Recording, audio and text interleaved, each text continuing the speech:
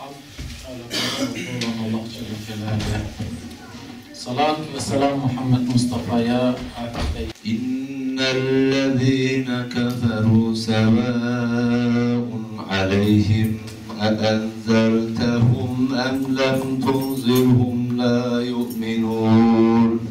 Değerli Said Nursi üyeleri, bu yapmış olduğumuz ikinci üyeler istişaresine hepiniz hoş geldiniz. Bu işe başlarken bizim için maddiyat en son gelendi. Bu işe başlarken elimizi taşın altına koyduk. Amacımız kendimizi ve çocuklarımızı bu Avrupa ortamından muhafaza edebilmeyi başarmak. İnşallah bunu başardık. Başardık gibi gözüküyor. Hocam demişti ki az şeyler yapmadık. Herhalde ben biraz unutmuştum.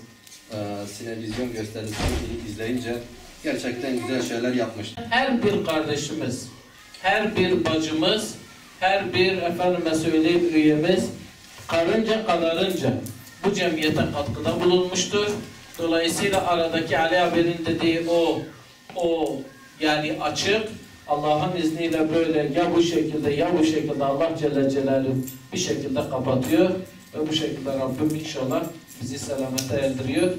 Bu toplantıya katıldığınızdan dolayı, sabırla dinlediğinizden dolayı ve neticede Allah'ın dinine hizmet yolunda biz de varız dediğinizden dolayı Allah yar ve yardımcınız olsun. Hırzınızı, hayalinizi, çocuğunuzu muhafaza eylesin. Rabbim bu günlerin karşılığı, bu emeğin karşılığı olarak sizlere cenneti ve salih evlatları nasip eylesin inşallah.